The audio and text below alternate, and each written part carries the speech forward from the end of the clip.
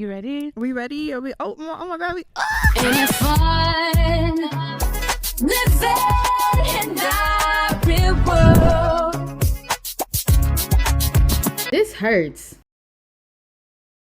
It's your girl, Creaté, and welcome back to another episode of Growing Pains, where we're growing our purpose, our achievements, our independence, our nourishment, and our success. Today, I am joined on the couch with a fun kiki with my friend, Paris. Everybody make some noise. Round of applause. I met Paris Christmas party last Oh my God, year. yes. You hosted it. Yeah. It was a great time.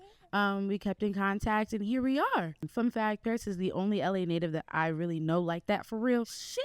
So we gonna talk about it because as much as I love the West Coast and love California, you know, it's good to have another perspective. Tell me about growing up in LA. Like, what are some misconceptions that people get about growing up in LA?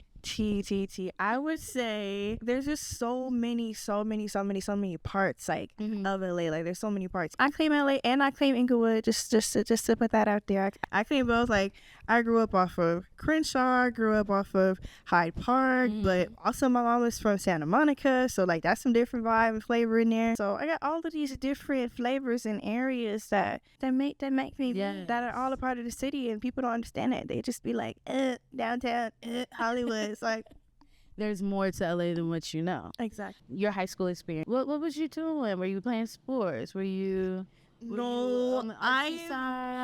definitely a NARP, non-athletic regular person.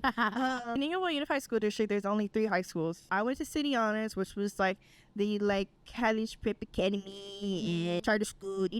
I definitely was a little bit into the arts. I used to write poetry like a lot. You did? Yeah, I did. Did you ever do poetry slams? I didn't, but the only one time it was me and 3 of my girlfriends our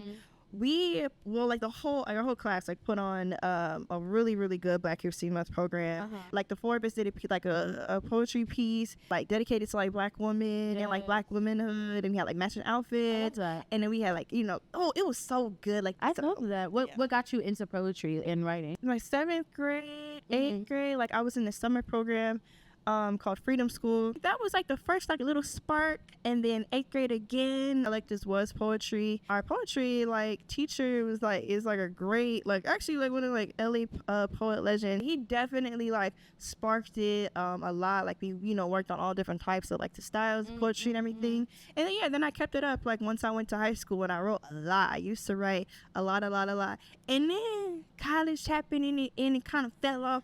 I think just being forced to write all them papers and stuff, I think it just crashed it for me. Yeah, poetry was definitely, writing poetry was such a huge part of my life, but I still love poetry now. I still love watching watching it live. When you were not doing poetry, when you went into college, you mentioned, what were you doing? I graduated in Africana Studies and Organizational Studies. I really got my event planning, event production love from everything I was doing outside of class. Okay. Yeah. I was president of BSU. I was doing a lot. I was doing too much. Then on a big scale, we was doing the festivals and all that stuff. Okay. So, it's something so special and so powerful about bringing people together. Yeah. And also, I love the logistics part. Everybody don't love the logistics, but you was working with the numbers and stuff. Yes, working with the numbers. Even before I was president, I was always I was a treasurer. I would love looking at the numbers, because that's how the budget is real important. That's how things happen. From the budget. Yeah, so he said we don't have enough money for that. Come on, we need to figure something else out. So, but it was nice, in college, you was using the college budget. Yes. Now trying to do stuff in real life, I'm I gotta use my own money. Exactly. That's so real. Oh. Okay, never mind. Let's actually pivot. Yeah. Was there a event in college that was you can never forget, something that was really rewarding? So in your year, it's called O&O Cella. Okay. Shout out my girl Charity. Everybody had a Coachella theme thing. No, we had a Coachella theme homecoming. That's so funny. That's lit though. Yes. Oh my gosh. So yeah, I had more of a minor role in the earlier years, but senior year I was okay, look, I'm not afraid no more. I'm ready to let's do this. Me and her just trying to get all money, and Yes. this is senior year, so this is 2021, 2022. Okay. It's still, real shaky about COVID and whatnot. Yes. So, we're trying to convince them, like, yeah, let us have this big event. They're like, COVID. I'm like, okay, I mean, real, but like still. So it was all of those like different things, then, booking artists, and of course, along with trying to graduate and all the other like leadership stuff that was going on. Yes. But I don't know, somehow, some way, I just kept my cool with it. So that's when I really knew that I'm like, oh, I could really do this like in real life. Like, Yeah. and then it still hurts my heart. 2 years later, it was canceled. It was canceled. It was canceled. Well, originally, it was supposed to be postponed. It was supposed to be postponed. The artists are already, traveling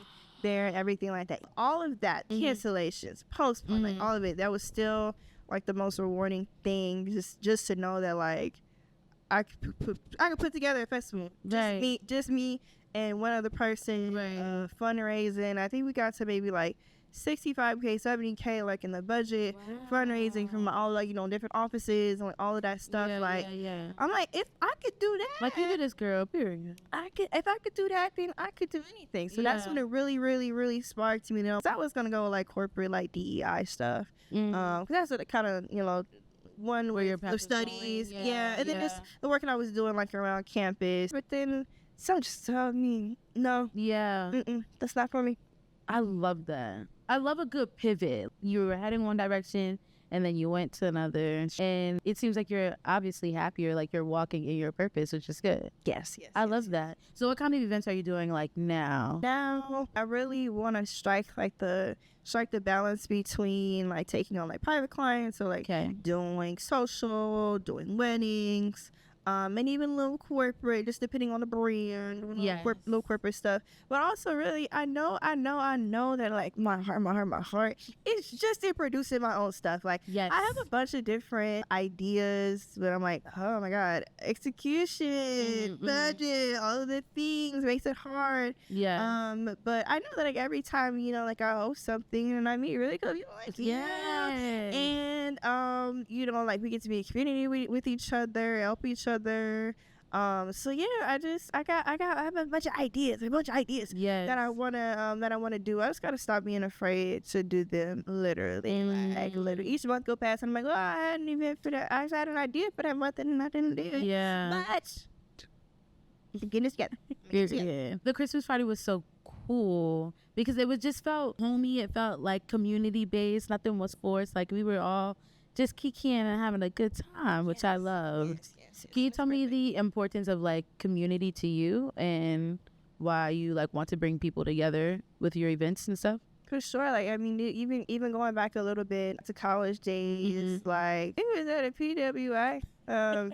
Even from jump, as soon as I was a freshman, I was like, oh my god, like wow, you gotta really help and support each other to get through this whole thing. Right. And I know that I literally would not have graduated without like the community like that I was in, without not even like not just my friends, I'm just my closer, just like everybody, like the wider community. Like that's where it sparked, and I just like I want that same feeling. So not the same feeling that you're talking about, like at like the holiday party, like that is I just want that, like it just that feels good, that warmth, that being authentic, that being genuine.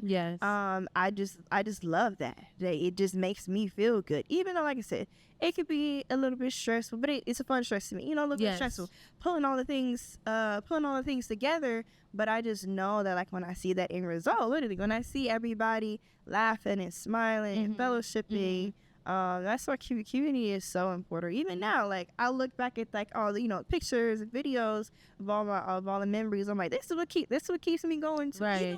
Even when it's over, even if we feel like I do it in a few months, like I know that we can always like still like come together. Yeah. I feel like that's all I have. That's so great. For our chit chat, like so fun. stay tuned for the questions because we're gonna be back.